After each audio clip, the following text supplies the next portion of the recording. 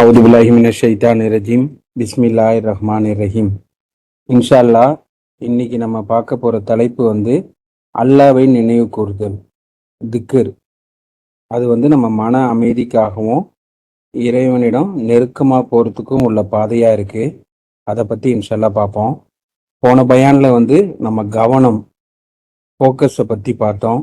ஏன்னா வாழ்க்கையில வெற்றி பெறுவதற்கும், குடும்பத்துல, வேலையில குரானை புரிந்து கொள்றதுக்கும், மறுமையுள்ள வெற்றியும் எல்லாமே இந்த ஃபோக்கஸ் ரொம்ப அவசியமா இருக்கு அப்படின்னு நம்ம பார்த்தோம்.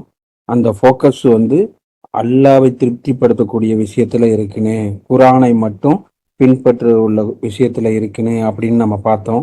ஏன்னா சைத்தான அதுலேருந்து தான் நம்ம டிஸ்ட்ராக்ட் பண்றதுக்கு, கவன சிதறல் பண்றதுக்கு மற்ற விஷயங்கள்லாம் கொண்டு வந்திருக்கான்னு பார்க்குறோம். அதுலேருந்து நம்ம கவனம் சிதறாம நம்ம ஃபோக்கஸை அல்லாஹ் மட்டும் அப்படின்னு வைக்கணும். மார்க்க ஆதாரமா குரான் மட்டும் அப்படின்னு நம்ம ஃபோக்கஸை கரெக்டாக ஒரே இடத்துல வைக்கணும் அப்படின்னு உள்ளது பார்த்தோம். இன்ஷா அல்லாஹ் இன்னைக்கு நம்ம ஒரு முக்கியமான, அதை தொடர்ந்து அந்த சப்ஜெக்ட் ரிலேட்டடா ஒரு முக்கியமான ஒரு கேள்வியே இன்ஷா அல்லாஹ் பார்ப்போம். நமது மனம் எப்போதும் அல்லாவின் பக்கம் திருப்புவது எப்படி, மன அமைதியா எப்படி வைத்து இருப்பது, நம்ம கவனம் சிதறாம எப்படி இருப்பது, அதற்கு குரான் என்ன சொல்லுது அப்படின்னு உள்ளதை பார்ப்போம் இன்ஷா அல்லாஹ். இதுக்கு எல்லாத்துக்கும், இத்தனை கேள்விக்கும் ஒரே பதில் நம்ம குரான்ல நம்ம பார்க்கும்போது அல்லாவை நினைவு கூறுதல், திக்கர் அப்படின்னு சொல்லிட்டு அல்லாஹ் நம்மளுக்கு சொல்லியிருக்காங்க. அது இன்ஷா அல்லாஹ் ஒன்னொன்னா பார்ப்போம். அல்லாவை நினைவு கூறுதுன்னா அதாவது திக்ர்னா நம்மலாம் சில பேர் நம்ம எப்படி புரிஞ்சிருக்கோன்னா, ஒரே வார்த்தையை மீண்டும் மீண்டும் பல முறை சொல்றது தான் திக்ரு அப்படின்னு சொல்லிட்டு நம்ம புரிஞ்சிருக்கோம். ஆனா குரான்ல திக்ரு பத்தி என்ன ஒரு ஆழமான அர்த்தம் குரான்லேருந்து நம்ம புரிஞ்சிக்க முடியுது. அதாவது என்னன்னா திக்ர்னா அல்லாவை நினைப்பது, அல்லாவை அருள்குடைய நினைப்பது, அல்லாவோட ஆற்றலை நினைப்பது, அல்லாவோட படைப்பை நினைப்பது, அல்லாஹ் நம்மளை கவனிச்சுக்கிட்டு இருக்காங்க அப்படின்னு உணர்வது, அதுக்கப்புறம் அல்லாஹ் கொடுத்த வழிகாட்டுதலை நினைப்பது, குரானை நினைத்து அதன்படி வாழ்வது, இது எல்லாமே திக்ரு தான் அப்படின்னு நம்ம பார்க்குறோம். அதாவது எப்படின்னா திக்ருன்னு நம்ம உள்ளது எப்படின்னா, நம்ம உடம்புக்கு எப்படி உணவு தேவையோ, நம்ம தாகத்துக்கு எப்படி தண்ணீர் தேவைப்படுதோ, நம்ம மூளைக்கு எப்படி ரெஸ்ட் தூக்கம் தேவைப்படுதோ, அதே மாதிரி நம்ம இதயத்திற்கு நம்ம திக்ரு ரொம்ப தேவையா இருக்கு. இந்த இதயம்னு சொல்றது ஜஸ்ட் நம்ம ரத்தத்தை பம்ப் பண்ணி அனுப்புற அந்த உறுப்புன்னு நம்ம ஒரு பொருள் கொண்டு முடியாது. இதயம், அதாவது குரான்ல அல்லாஹ் சொல்லும் போது கல்பு அப்படின்னு சொல்லியிருக்காங்க.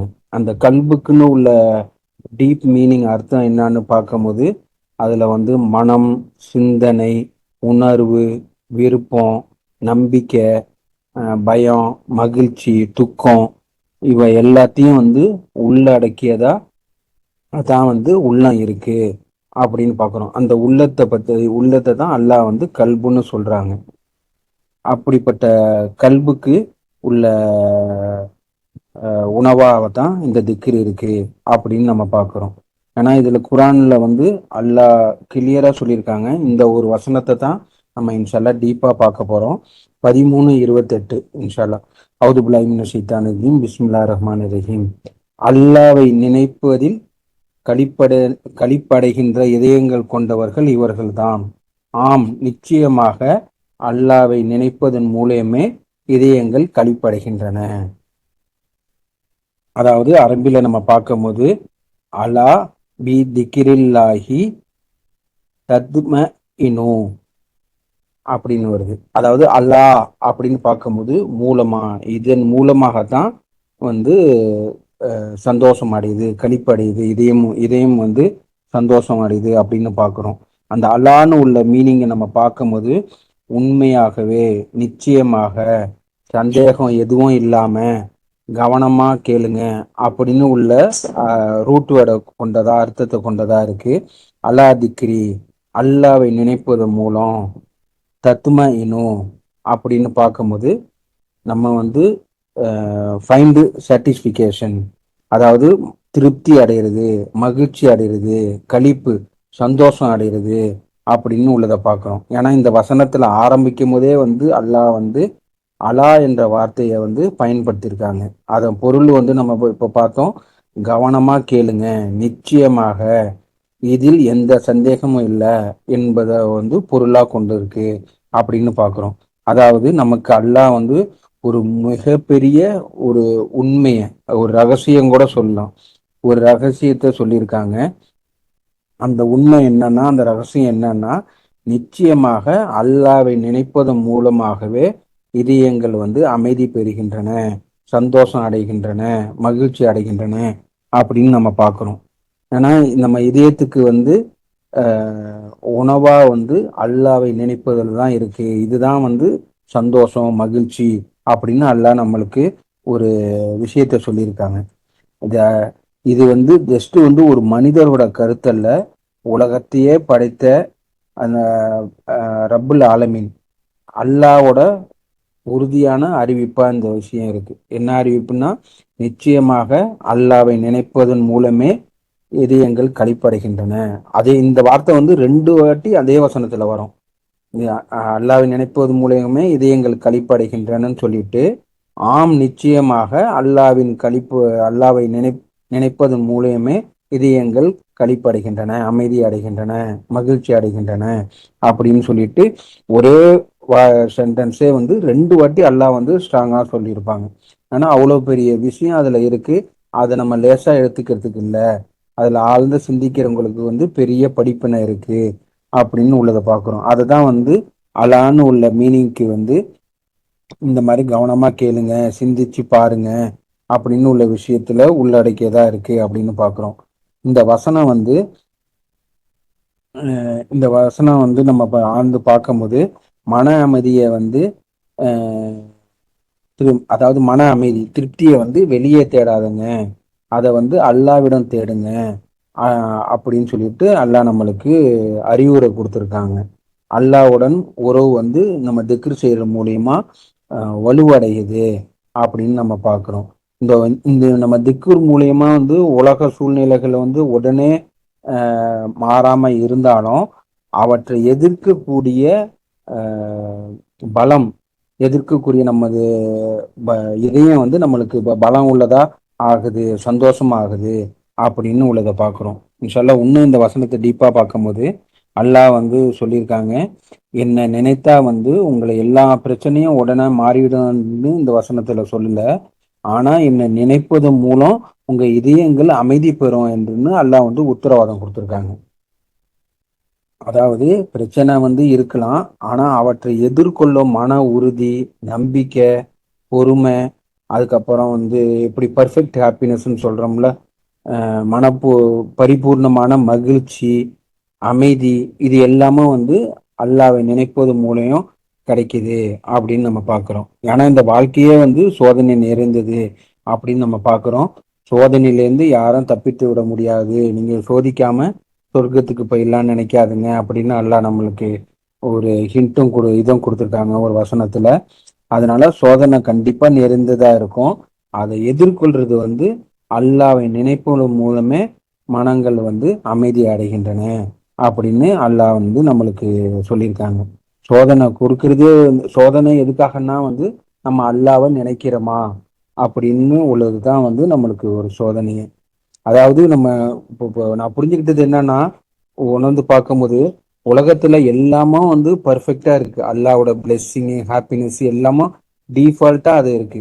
அதுல நம்ம பூந்து நான் தான் வந்து எல்லாத்தையும் நடத்துறேன், என்னால தான் முடியும், நான் தான் இதை செஞ்சேன் அப்படின்னு சொல்லிட்டு நம்மளோட தாட்ஸை வந்து நம்மளோட ஈகோவை எப்படி வேணும்னு சொல்லிக்கலாம், அந்த மாதிரி உள்ளதை நம்ம செலுத்தும் போது தான் அது வந்து நிலை குலைஞ்சு போயிடுது.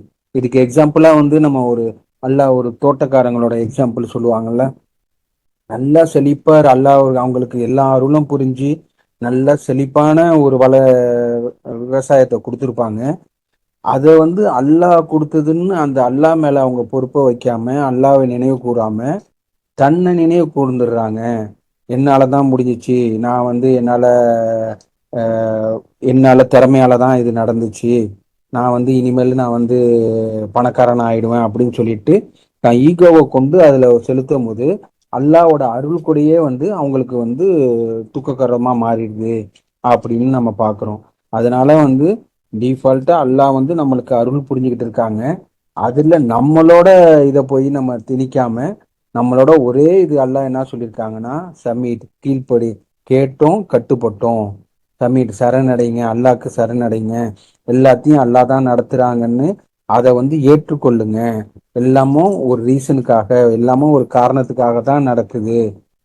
யூசுப் நபிலேருந்து நம்ம ஒரு நிறைய எக்ஸாம்பிள் எடுத்துக்கலாம். அல்லாஹ் ஏராளமான எக்ஸாம்பிள் குரான் ஃபுல்லா கொடுத்துருக்காங்க. அதை நம்ம அக்செப்ட் பண்ணிக்கிட்டு நம்மளோட ஒரே டியூட்டி, சிம்பிளா சொல்ல போனா நம்மளுக்கு கொடுத்துருக்கிற ஒரே வேலை கம்மி, கேட்டோம் கட்டுப்பட்டோம் சரணடைந்தோம் அப்படின்னு இருக்கிறது. அல்லாஹ் மேல பொறுப்பை ஒப்படைச்சிட்டா நம்மளுக்கு எல்லாமே மகிழ்ச்சியா இருக்கு. அதை நம்ம இன்வால்வ் பண்ணி விட்டு நான் இதை சரி பண்ணிடுவேன், நான் இதை வந்து நான் என்னோட டேலண்டால நான் இதை வந்து பிரச்சனையை சால்வ் பண்ணிடுவேன், அல்லது எனக்கு தெரிஞ்ச அதிகாரிங்க இருக்காங்க, அல்லது பணம் எனக்கு இருக்கு அப்படின்னு சொல்லிட்டு மற்ற இது அல்லாத மற்ற இதை நம்ம சார்ந்து இருக்கும் போது அப்படிப்பட்ட அருள்படியே நம்மளுக்கு வந்து துக்ககரமா மாறிது அப்படின்னு பாக்குறோம். இதுக்கு எல்லாம் நல்ல எக்ஸாம்பிள் சூரா 2 வசனம் 155 57 வரைக்கும் சொல்லியிருக்காங்க. அவுதுபில்லாஹி மினஷ் ஷைத்தானிர் ரஜீம். பிஸ்மில்லாஹிர் ரஹ்மானிர் ரஹீம். நிச்சயமாக நாம் உங்களை ஓரளவு பசி, பயம், பசி, பணம், வாழ்வு, விளைச்சல் அவற்றின் நஷ்டத்து மூலம் சோதிப்போம் அப்படின்னு சொல்லிட்டு, உறுதிப்பாட்டு உடையவங்களுக்கு நற்செய்தி வழங்குவீராக அப்படின்னு சொல்லிட்டு, அடுத்த வசனத்துல வந்து அவர்களுக்கு துன்பம் நேரிடும் போது அவர்கள் வந்து இன்னா லில்லாஹி வ இன்ன இலைஹி ராஜிஊன், நாம் வந்து அல்லாஹ் கூறியவர்கள், அவரிடமே நாங்கள் திரும்பி செல்றோம் அப்படின்னு சொல்லுவாங்க அப்படின்னு சொல்லிட்டு, அதுக்கு அடுத்த வசனத்துல 157ல இவர்கள் தான் தங்களுடைய இரட்சகரோட ஆசிகளுக்கும் கருணைக்கும் தகுதி பெற்றாங்க, இவங்க தான் வழிநடத்தப்பட்டவர்களாக இருக்கின்றன அப்படின்னு சொல்லிட்டு, அப்படிப்பட்ட சூழ்நிலையும் ஒரு சோதனை உள்ள சூழ்நிலை, சோதனை என்னன்னா மாதிரி சோதனை வரன்னு சொல்லிட்டு முன்னாடி உள்ள வசனத்துல சொல்லியிருக்காங்க. பயம், பசி, வாழ்வு, விளைச்சல், நஷ்டத்தை மூலயமா சோதிப்பேன். அந்த சோதனையில போது நீங்க உறுதியோடு இருந்து அல்லாஹ் கிட்ட பொறுப்பு, அல்லாஹ்வை நினைவு கூறுங்க, அல்லாஹ் கிட்ட பொறுப்பை போறீங்க அப்படின்னு சொல்லும் போது நம்ம அல்லாஹ்க்குரியவர்கள், நான் அல்லாஹ்விடமே திரும்பி செல்லக்கூடியவரா இருக்கோம்னு சொல்லிட்டு, அப்படிப்பட்ட சோதனை சுச்சுவேஷன்ல அல்லாஹ்வை நினைவு கூறும் போது அவங்க வந்து கருணைக்கு தகுதி அடைஞ்சு விட்டாங்க, அவங்க வந்து வழி நடத்தப்பட்டவர்களாக இருக்கிறாங்க. வழி நடத்தப்பட்டாங்கன்னா அல்லாஹ் சொல்யூஷன் காமிப்பாங்க. நம்மளுக்கு ஒரு ப்ராப்ளம் இருந்துச்சுன்னா அது சொல்யூஷன் இல்லாதனால தான் வந்து அந்த ப்ராப்ளம் இதாகுது. அல்லாஹ்வோட கருணை அடைஞ்சிச்சுன்னா ஆட்டோமேட்டிக்கா அதுல சொல்யூஷன். இது எல்லாமோ நம்ம இன்டர் கனெக்ட் பண்ணி பார்க்கணும். இந்த இதை நம்ம வந்து அல்லாஹ்வை அந்த அந்த சோதனை டைம்ல நம்ம அல்லாஹ்வை நினைவு கூறாம, அதாவது திக்ரு அல்லாஹ்வை நினைவு கூறாம இருந்ததுனால தான் நம்ம சோதனை வந்து இன்னும் நம்மளை சுத்திக்கிட்டே இருக்கு, இன்னும் சோதனை அதிகமாகுது. எவ்வளவு பெரிய சோதனையா இருந்தாலும் நம்ம வந்து அல்லாஹ்வை நம்ம நினைவு கூர்ந்துட்டோம்னா அது வந்து அல்லாஹ்வோட கருணைக்கும் வழிகாட்டுதலுக்கும் தகுதி அடையக்கூடியதா இருக்கு அப்படின்னு சொல்லிட்டு நம்ம புரிஞ்சுக்கிறோம். அதனால சோதனைன்னு உள்ளது, நம்ம சோதனைனா நம்ம பயந்து நம்ம வந்து ஓடிடக்கூடாது, அது பயப்படக்கூடாது. அந்த நேரத்துல அல்லாஹ் கிட்ட நம்ம நம்ம நிலைப்பாட அல்லாஹ்வை சார்ந்து இருந்தோம்னா அல்லாஹ் வந்து முன்னாடி உள்ள வசனத்துல சொல்ற மாதிரி அவங்க இதயங்கள் வந்து களிப்படைகின்றன, மகிழ்ச்சி அடைகின்றன, அவங்களுக்கு வந்து உறுதிப்பாட்டை கொடுக்குறோம். அதுக்கப்புறம் அடுத்த வசனத்துல நம்ம பார்த்தா மாதிரி அவங்க வந்து கருணைக்கும் வழிகாட்டுதலுக்கும் தகுதி அடைஞ்சிட்டாங்க அப்படின்னு. இது அல்லாஹ்வோட வாக்குறுதி. வாக்குறுதினா நம்ம மனிதர்கள் வாக்குறுதியோட எல்லாம் இது ஒப்பிட முடியாது. அதை விட இப்ப அதை விடன்னு கூட சொல்ல முடியாது, கம்பாரிசனே இல்லை. ரப்புல் ஆலமீன் நம்மளுக்கு கொடுத்துருக்கிற வாக்குறுதி இப்படிப்பட்ட வாக்குறுதியா இருக்கு. இது 100% சத்தியமா இருக்கு. அதை நம்ம பின்பற்ற தவற விட்டுறதுனால தான், அதுல நம்ம முழுமையான நிலைப்பாடு இல்லாதனால தான் நம்ம இவ்வளவு பிரச்சனை இருக்கு அப்படின்னு நம்ம பார்க்குறோம். அதனால வந்து நம்ம வந்து பதவி, புகழ், அதுக்கப்புறம் பொருள் சார்ந்த விஷயங்கள், காரு, வீடுன்னு நம்மளோட சந்தோஷத்துக்காக நம்ம வந்து நம்ம நம்ம வாங்குறோம். ஆனா வந்து இதயங்கள் வந்து இது மூலியமா வந்து அமைதி அடையுதான்னு கேட்டா கண்டிப்பா இல்லை. ஆனா இன்னும் நம்மளுக்கு கவலை, பயம், டிப்ரெஷன், மன அழுத்தம் இல்லாம இருக்கிறதுக்கு காரணம் என்னன்னா நம்ம வந்து அது மூலியமா நம்மளுக்கு வந்து மன அமைதி கிடையாது. மன அமைதி எதுல இருக்குன்னா, அல்லாவை நினைவு கூறுதல் மூலியமா, அல்லாவை திக்ர் கூறுதல் மூலியமா தான் மன அமைதி இருக்கு அப்படின்னு நம்ம பார்க்கிறோம். அதுக்கப்புறம் வந்து இப்ப நம்ம முன்னாடி பார்த்த மாதிரி தான், பிரச்சனை இல்லாத வாழ்க்கையே வந்து இல்லை. ஒவ்வொரு வாழ்க்கையிலையும் வந்து பிரச்சனைன்னு சொல்ல முடியாது, ஒரு சோதனை இருக்கு.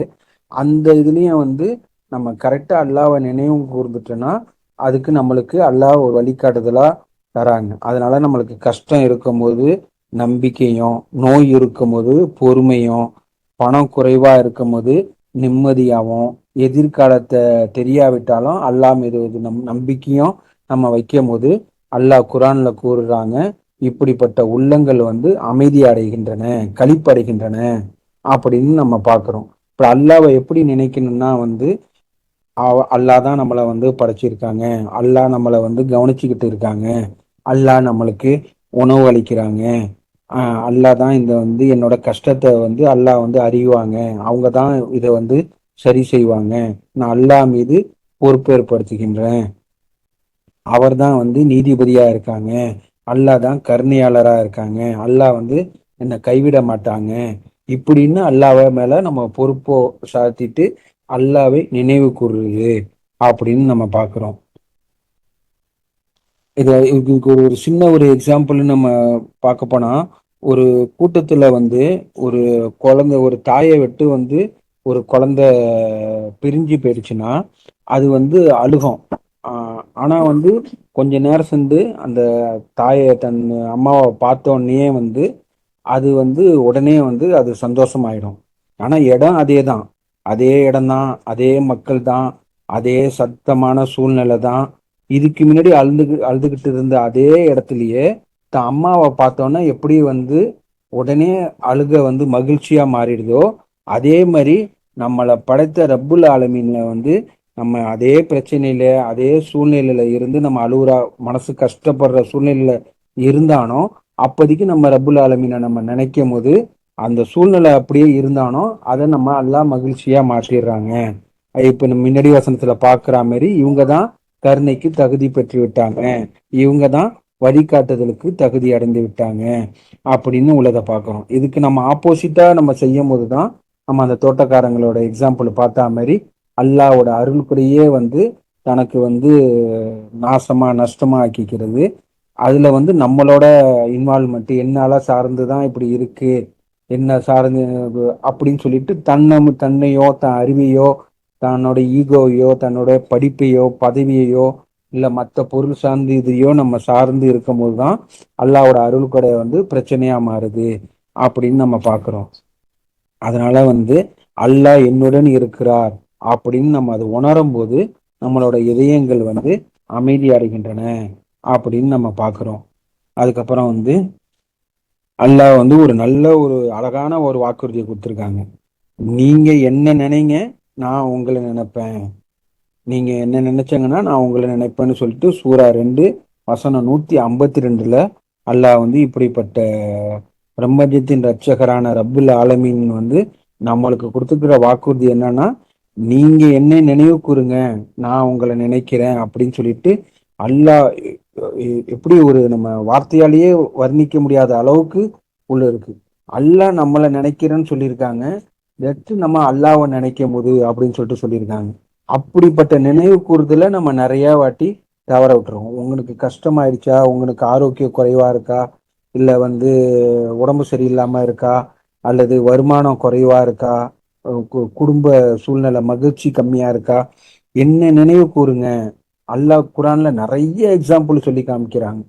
அவங்கள்ட்ட வந்து உங்களை எதிர்த்து வந்து இப்போ எதிரி அணிகள் உங்களை போர் தொடுத்து வந்துகிட்டு இருக்காங்க அப்படின்னு சொல்லும் போது நான் வந்து அந்த நேரத்திலயே வந்து அவங்க வந்து அல்லாவை நினைவு கூறுவாங்க அப்படின்னு அந்த ஒரு வசனம் இருக்குல்ல, அந்த அந்த நினைவு கூறுவாங்க. இதுதான் வந்து அல்லாவும் தூதரும் வாக்களிச்சது. இப்படிப்பட்ட சூழ்நிலையும் அவங்க நம்பிக்கைய, அதாவது அல்லாவை நினைவு கூறுதல்ல அந்த சூழ்நிலையும் செய்யும் போது அந்த ஒரு கஷ்டமான சூழ்நிலையும் அது அவங்களுக்கு மகிழ்ச்சிகரமான சூழ்நிலையா ஆயிடுது அப்படின்னு பாக்குறோம். இதே இது நம்ம மூசா நபி ஸ்டோரிலையும் நம்ம பார்க்கலாம்.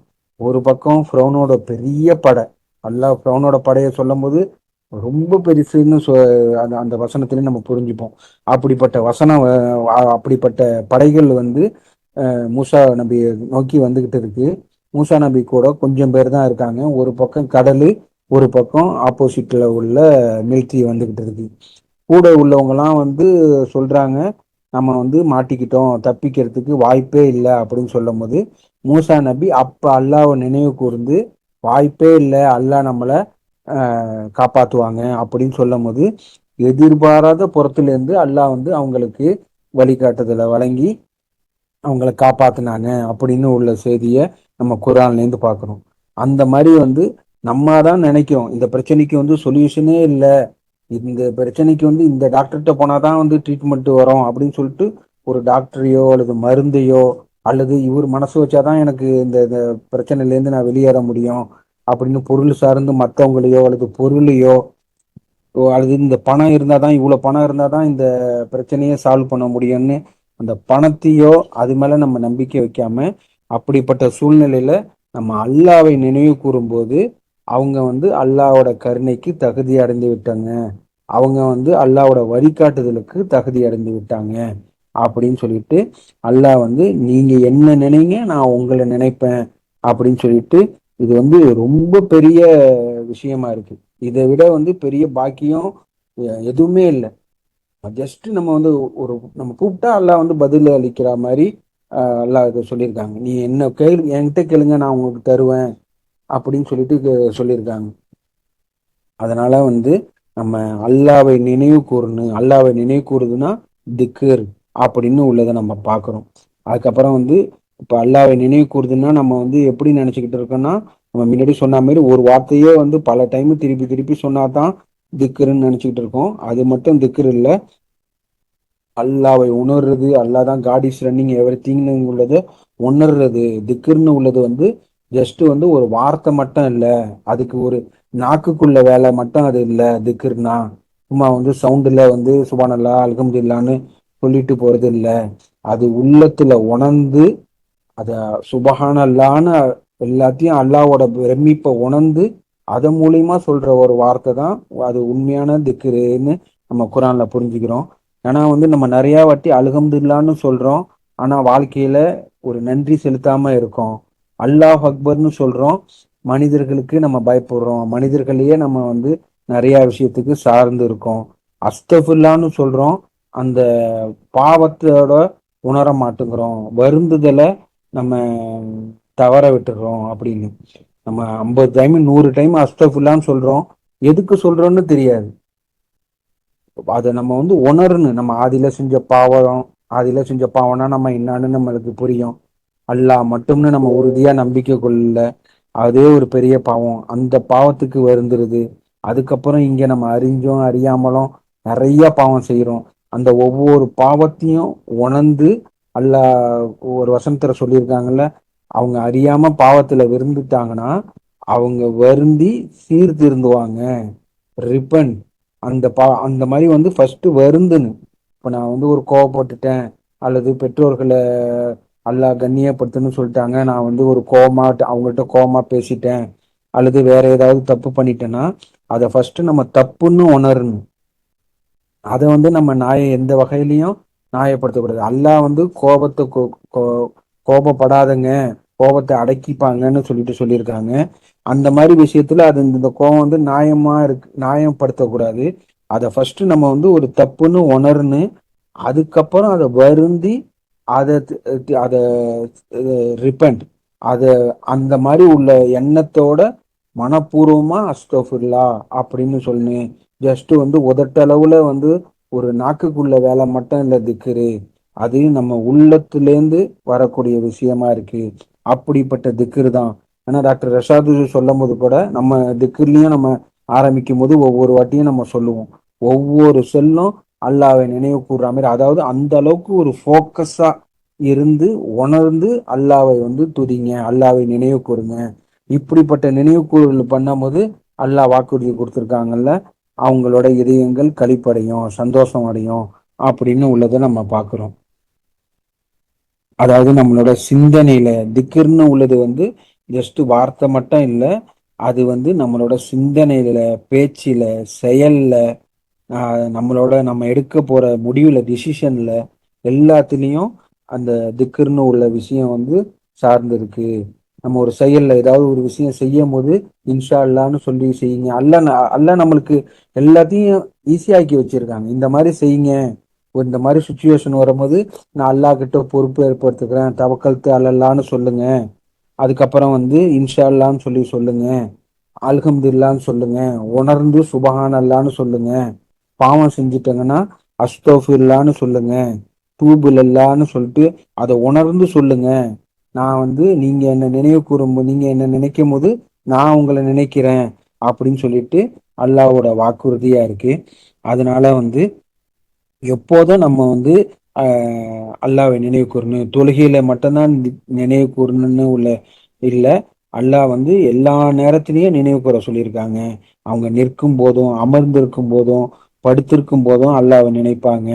அதுக்கப்புறம் வந்து வேலையில இருக்கும் போதும், அதாவது வியாபாரத்துல இருக்கும் போதும், வீட்டுல இருக்கும் போதும், பயணத்துல இருக்கும் போதும், சாப்பிடும் போதும், தனியா இருக்கும் போதும், அதுக்கப்புறம் வந்து அஹ், எல்லா நேரத்திலையும் வந்து அல்லாஹ்வை வந்து அந்த அந்த இதயம் வந்து அல்லாஹ்வை நினைவு கூர்ந்துகிட்டே இருக்கும். நினைவு கூர்ந்துகிட்டே இருக்குன்னா நம்ம வந்து அதை நம்ம ஃபீல் பண்ண முடியும். இப்ப சாப்பிடும்போது அல்லாஹ்வை நினைவு கூருங்கன்னு சொல்லிட்டு சொல்லியிருக்காங்க. அது அல்லாஹ் நம்மளுக்கு சொல்லி கொடுத்துருக்காங்க. பிஸ்மில்லா சொல்லாம சாப்பிடாதங்க அப்படின்னு. ஏதாவது ஒரு விஷயத்தை செய்யும் போது இன்ஷா அல்லான்னு அல்லாஹ்வை நினைவு கூறாம அந்த விஷயத்த சொல்லாதங்க அப்படின்னு அல்லாஹ் சொல்லியிருக்காங்க. ஏதாவது உங்களுக்கு ஒரு கஷ்டம் வரும்போது அல்லாஹ் கிட்ட பொறுப்பு எடுத்துங்க அப்படின்னு சொல்லிட்டு சொல்றாங்க. ஏதாவது உங்களுக்கு உங்க துன்பம் நேரும் போது இன்னா லில்லாஹி இன்னா இலைஹி ராஜிஊன். நம்ம அல்லாஹ் கூறியவங்க அல்லாஹ்கிட்டமே நம்ம திரும்பி சொல்லக்கூடியவரா இருக்கோம். நம்ம பொறுப்பை அல்லாஹ் கிட்ட வைக்கிறோம் அப்படின்னு எல்லா சமயத்திலையும் அல்லாஹ் கிட்ட ஆஹ் நம்மளை நினைவு கூற அல்லாஹ் வந்து நம்மளுக்கு கற்று தந்திருக்காங்க. இது வந்து ரொம்ப ஒரு கஷ்டமான, இப்ப நம்ம ஒரு மார்க்கம்னு இருந்தாலே நம்ம ஒரு நார்மல் வாழ்க்கையிலேருந்து ஒரு எல்லாத்தையும் விட்டுட்டு போறது தான் வந்து வாழ்க்கை, அதாவது ஆன்மீகம் அப்படின்னு கிடையாது. நம்ம வாழ்க்கையில நம்ம எல்லாத்தையும் நம்ம அனுபவிக்கலாம். ஃபேமிலி, பொருளாதாரம், பணம், மகிழ்ச்சி, என்டர்டெயின்மெண்ட்டு, அதுக்கப்புறம் எல்லாத்தையும் நம்ம அனுபவிக்கும் போது அது அல்லாவை நினைவு கூர்ந்துகிட்டு இருக்கணும்னு தான் அல்லாஹ் சொல்றாங்க. நம்ம பிள்ளைங்கள்ட்ட இருக்கும் போதும், நம்ம குடும்பத்தோட இருக்கும் போதும் சரி, நம்ம சாப்பிடும் போதும் சரி, நம்ம பிரயாணத்துல இருக்கும் போதும் சரி, வியாபாரம் பண்ணும் போதும் சரி, எல்லா நேரத்துலயும் அல்லாவை நினைவு கூறுங்க அப்படின்னு சொல்லியிருக்காங்க. ஏன் அது அல்லாஹ் நம்ம திரும்பி திரும்பி அல்லாவை நம்ம நினைவு கூறுங்கன்னு அல்லாஹ் நம்மளுக்கு சொல்லியிருக்கிறது வந்து அல்லாவுக்கு அது தேவைப்படுது போல இருக்குன்னு இல்லை, அல்லாஹ் நம்மளுக்கு வழங்குறதுக்கு தான் நினைவு கூற சொல்லியிருக்காங்க. உனக்கு கஷ்டமா இருக்கா நினைவு கூறு. எக்ஸாம்ல உனக்கு கஷ்டமா இருக்கா, படிப்பு உனக்கு புரியலையா நினைவு கூறு. வியாபாரத்துல உனக்கு பணம் சம்பாதிக்கிறதுக்கு நீ ஸ்ட்ரகிளா இருக்கா, கஷ்டப்படுறியா, என்ன நினைவு கூறு. ஆரோக்கியம் உடம்பு ஆரோக்கியம் குறைவா இருக்கா, என்ன நினைவு கூறு அப்படின்னு சொல்லிட்டு அல்லாஹ் எல்லா நேரத்திலையும் நினைவு கூற சொல்லியிருக்காங்க. ஆனா நம்ம நினைவு கூறுறதுல இருந்து நம்ம தவறிட்டோன்னா அது வந்து அழுக்கு படிஞ்ச இதயமா போயிட்டு அதை மீண்டு வராத மாதிரி தப்பான திசைக்கு போயிடும் அப்படின்னு பாக்குறோம். அதனால நம்ம நினைவு கூர்ந்தா நல்லது, நினைவு கூறலன்னா நியூட்ரல்னு நம்ம இருக்க அப்படியும் நம்ம எடுத்துக்க கூடாது. நம்ம கண்டிப்பா நினைவு கூறணும், நன்றி செலுத்துங்க. அல்லாஹ் ஒரு வசனத்துல சொல்லியிருக்காங்களா, நீங்க எவ்வளவுக்கு எவ்வளவு நன்றி செலுத்துறாங்களோ நான் அவ்வளவுக்கு அளவு தருவேன். நன்றி மறந்தவங்களுக்கு என்னோட தண்டனை கடுமையானதுன்னு சொல்லியிருக்காங்கல்ல. அல்லாஹ் நம்மளுக்கு கொடுத்த அருள் கொடைய நம்ம ஒரு ஒரு ஒரு கண்ணை மூடிட்டு நம்ம ஒரு 5 நிமிஷம் நினைச்சாலே அவ்வளோ அருள் கொடை இருக்கு. நம்ம மற்றவங்களோட கம்பேர் பண்ணி பார்க்கணும்னா இந்த விஷயத்துல சொல்றேன். எத்தனையோ பேர் வந்து ஒரு கை கால் இல்லாம இருக்காங்க. எத்தனையோ பேர் வந்து ஒரு எத்தனையோ பேர் நம்மளோட குறைபாட்டுல உள்ளவங்க இருக்காங்க. அல்லாஹ் நம்மளுக்கு இவ்வளவு அருள் புரிஞ்சிருக்காங்க. எல்லாத்துக்கும் மேல வழிகாட்டுதல். இப்படிப்பட்ட வழிகாட்டுதல் நம்ம வாழ்க்கைக்கு உள்ள வெற்றியான சிராத்துல் முஸ்தகீம், அந்த பாதையை வந்து அல்லாஹ் நம்மளுக்கு ஈஸியாக்கி கொடுத்துருக்காங்க. அதை வந்து நம்மளுக்கு குரான்னு உள்ளதுல ஒரே புத்தகத்துல அடக்கி கொடுத்துருக்காங்க. இது இது வந்து இந்த இப்படிப்பட்ட வழிகாட்டுதல் தெரியாம நம்ம பல புத்தகத்தை படிச்சுக்கிட்டு வாழ்க்கையை குழம்பிக்கிட்டு இருந்தோம், மார்க்கத்தை குழப்பிக்கிட்டு இருந்தோம். இப்படிப்பட்ட வழிகாட்டுதல் வழங்கினதுக்கும் அல்லாஹ்க்கு நம்ம நன்றி செலுத்தணும். இப்படிப்பட்ட அருள் கொடைக்கெல்லாம் நம்ம நன்றி செலுத்தாம நம்ம சும்மா இருந்தாலே அது பெரிய பாவம், நன்றி கெட்டதா ஆகிரும் அப்படின்னு உள்ளதை பாக்குறோம். அதனால வந்து திக்ர் நினைவு கூறுதல்னு உள்ளது வந்து மனோபூர்வமா உள்ளத்துல உணர்ந்து அல்லாவை நம்ம வந்து நினைவு கூறணும் அப்படின்னு நம்ம இன்ஷால்லா நம்ம பார்க்கணும். டைம் ஆயிடுச்சு. அதாவது வந்து திக்ர்னு உள்ளது வந்து நம்ம வந்து ஜஸ்ட் ஒரு சொல்லால சொல்றது கிடையாது. அது நம்மள இதயத்துல நம்ம உணர்றது, அறிவுல விழிப்போட இருந்து ஒரு ஆன்மாக்குள்ள ஒரு உணவா அது வந்து இருக்கு. அது வந்து அல்லாஹ்க்கும் நம்மளுக்கும் இடையிலான ஒரு உயிருள்ள ஒரு தொடர்பா இருக்கு திக்ரு. அல்லாஹ் சொல்லியிருக்காங்க, நீங்க என்ன நினைங்க நான் உங்களை நினைக்கிறேன் அப்படின்னு சொல்லியிருக்காங்கல்ல. அது அந்த உயிர் உள்ள தொடர்பு. அது ஜஸ்ட் வந்து ஒன் டைம் மெசேஜ் கிடையாது. அது வந்து நம்ம அல்லாஹ் நினைக்கும் போது அல்லாஹ்கிட்டயும் நம்மள வருது. அது உண்மையான திக்ரா இருக்கும் போது அப்படிப்பட்ட தொடர்பு உண்டாகும். அந்த அப்படிப்பட்ட தொடர்புல தான் நம்ம எந்த சூழ்நிலையில இருந்தாலும் இதயங்கள் களிப்படைகின்றன அப்படின்னு சொல்லிட்டு அல்லாஹ் உத்தரவாதம் கொடுத்துருக்காங்க. அதனால வந்து நம்ம அல்லாவை அதிக அதிகமா அல்லாவை சிந்திச்சு அல்லாவோட அருள் கொடையை உணர்ந்து நம்ம திக்ரு செஞ்சு இம்மையிலையும் மறுமையிலையும் வெற்றி பெறுவோம். அல்ஹம்துலில்லாஹ். அஸ்ஸலாமு அலைக்கும்.